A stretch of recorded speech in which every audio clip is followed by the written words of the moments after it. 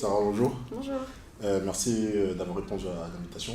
Est-ce que tu peux te présenter pour ceux et celles qui vont apprendre à te connaître, s'il te plaît? Okay. Je m'appelle Sarah Kadour, j'ai 25 ans et je suis boxeuse professionnelle. Je fais du kickboxing, du K1 et là je me suis réorientée dans la MMA. Ça fait 20 ans que je boxe. 20 ans? Ouais. Tu as commencé à 5 ans? J'ai commencé à 4 ans. Ensuite j'ai boxé jusqu'à mes 18 ans. Donc entre temps j'ai fait 30 fois championne de France, championne d'Europe et championne du monde pro. Ensuite j'ai arrêté 3 ans et demi parce que j'ai eu 2 enfants. Et je me suis mariée, j'ai eu 2 enfants. Après je me suis séparée du papa. Et suite à ça j'ai décidé de reprendre la boxe. Donc là ça fait 2 ans que j'ai repris. J'ai fait 2 combats en pied-point gagnants. Et là, comme je t'ai dit, je me réoriente dans le MMA, donc on prépare les premiers combats MMA. Par rapport à la boxe, tu as dit que tu étais 30 fois championne de France, ça signifie que tu as défendu ton titre 30 fois, c'est ça? C'est ça. En fait, j'ai boxé dans plusieurs disciplines différentes. Donc j'ai boxé en Muay Thai, en kick, en K1 et en full contact. Et sur les 4 disciplines, j'ai été 30 fois championne de France. Okay. Qu'est-ce que ça fait d'être championne de France? Franchement, au début, quand j'ai commencé, c'était quelque chose de grandiose. Et après, plus le temps passait, plus les titres s'accumulaient et plus c'était entre guillemets banal. Donc après, j'ai été en équipe de France, j'ai fait les championnats d'Europe, donc j'ai gagné. Et suite à ça, petit à petit, j'ai fait championnat du monde et j'ai gagné le championnat du monde. Qu'est-ce que ça fait d'être championne du monde du coup? C'est quelque chose. Après, j'ai été championne du monde jeune, j'étais championne du monde à 18 ans. Franchement ça fait quelque chose, mais après comme j'ai arrêté de suite après, donc j'ai pas pu bien savourer ma victoire. Et moi mon objectif premier là maintenant c'est d'intégrer l'UFC. Je compte faire des petits combats avant, des petits combats pour bien me mettre dans le bain, mais après si on peut taper l'UFC directement on le fait. Est-ce que, je suppose qu'il y a des gens qui ne vont pas savoir, est-ce que la différence entre le K1 et le kickboxing? Alors le kickboxing c'est du pied-point. Donc on boxe avec les poings, avec les pieds, il n'y a pas de projection, il n'y a rien. Et le K1 c'est du kick, sauf qu'on a le droit de rajouter un genou avec une saisie de moins de 5 secondes. C'est tout ce qui diffère. Un peu comme la taille.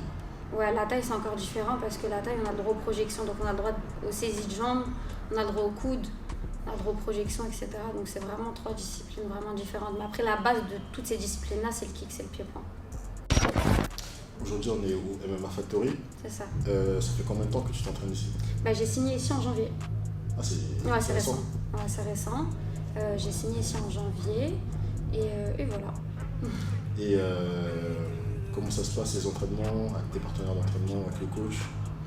Franchement, ça se passe très bien. Après, je connaissais déjà des personnes avant d'arriver ici. Donc on m'a mis tout de suite à l'aise. Franchement, c'est un club vraiment familial et je me suis sentie à ma place dès le premier jour où je suis arrivée ici. Donc depuis, on se lâche pas. T'as tout le monde qui veut me voir réussir, donc tout le monde m'aide, tout le monde est vraiment au petit soin avec moi.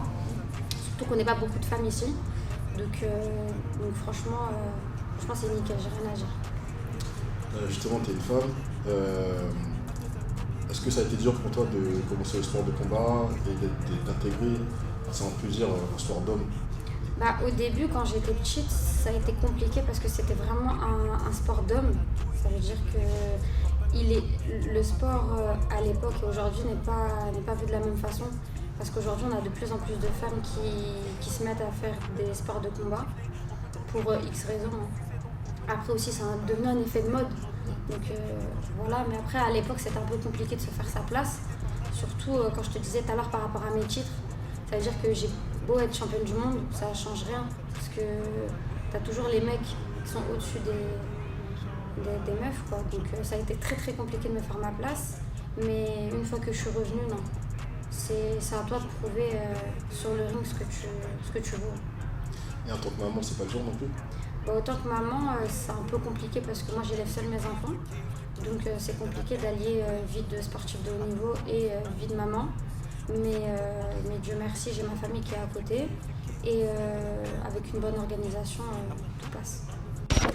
Est-ce que tu te rappelles de ta première victoire? Ouais. Comment J'ai fait championne d'Île-de-France, j'avais 5 ans. Ouais, ok. Ouais. Et le premier jour où je suis arrivée dans un club de boxe, j'ai dit à mon père à la fin de l'entraînement, papa, tu verras, je deviendrai championne du monde. Et il a rigolé, mais j'avais 4 ans. Hein. Il a rigolé et il m'a dit ouais, d'accord, fais ton cours et on verra. Sauf que quand il a vu que j'ai commencé à devenir 1 fois, 2 fois, 10 fois, 20 fois, il a compris que c'était vraiment un sport qui m'allait bien parce que de base, moi je suis issue d'une famille d'athlètes de haut niveau, mais ils sont tous dans l'athlétisme. Il n'y a que moi qui ai bifurqué dans la boxe. Et j'ai justement mon frère qui est mon préparateur physique. Et voilà, donc tout est familial. Ok. Qu'est-ce que tu trouves dur dans la boxe? Et pourquoi tu aimes ce sport? J'aime ce sport parce que c'est pas qu'un sport, pour moi c'est une passion. C'est vraiment un mode de vie. Et ce que je trouve dur dans ce sport, après il n'y a aucun sport qui est facile. Mais une fois qu'on atteint le haut niveau, là c'est vraiment compliqué. Ça veut dire qu'on doit vraiment vivre pour le sport si on veut vraiment percer dedans. Ça veut dire qu'en plus des entraînements 2, maximum 3 fois par jour, quand on a des échéances qui arrivent, plus les soins, plus la vie, plus le travail, c'est très très compliqué. Mais après, moi ce que je trouve compliqué dans la boxe, c'est les régimes. Ah mon Dieu, 90% déjà des boxeurs ont un problème avec le poids. Mais ouais, c'est le poids le plus chiant, on va dire, dans la boxe. Mais après, se prendre des coups et tout, c'est un truc que j'ai l'habitude depuis petite, donc c'est pas un truc qui me fait peur. Tu es dans quelle catégorie? Moi, je suis en moins de 55 kilos.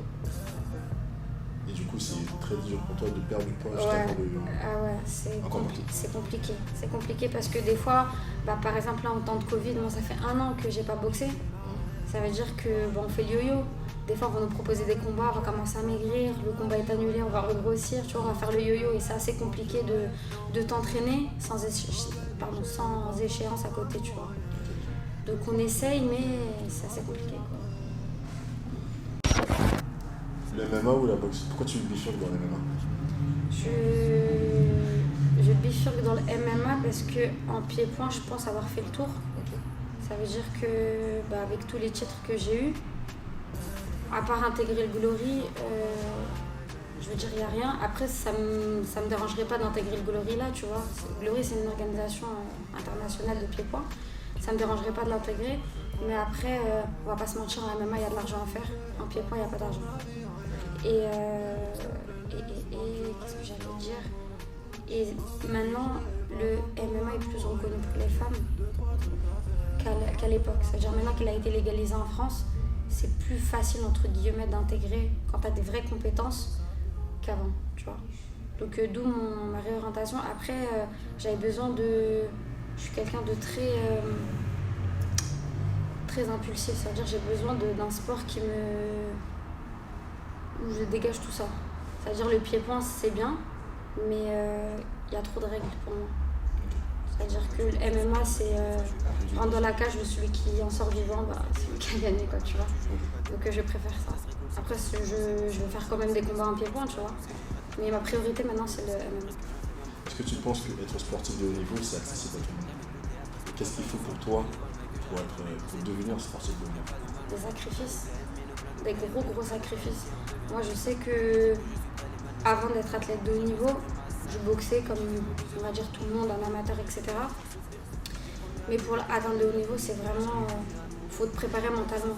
C'est-à-dire c'est des moments où tu vas pas manger, tu vas souffrir, tu dois dormir très tôt, tu peux pas sortir quand tu veux, avec tes amis ou quoi, tu vois. C'est vraiment un mode de vie comme si c'était un taf, hein, en vrai.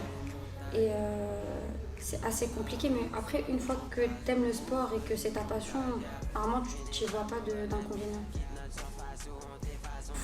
Il faut être déterminé, il faut se donner un objectif à long terme pour pouvoir se dire tous les jours je m'entraîne pour arriver à cet objectif-là et ne pas lâcher. Ça veut dire ne pas lâcher, être vraiment concentré dans ce qu'on fait et de la rigueur.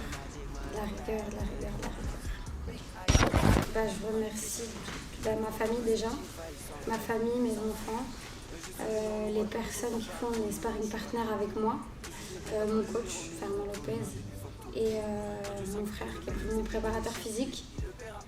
Et après plein de monde qui se reconnaîtront, mais merci à tous ceux qui font en sorte que j'arrive chaque jour. C'est ça. Voilà. Merci. De rien. Comme Vera, et tu ne connais pas nos vies, les choses que l'on fait, les secrets que l'on colporte. Mais même si on a le génie, à rien il nous sert d'ici mal on se comporte. Et tous les fucks sont délimités, et sur tous les fucks y'a des Dimitri.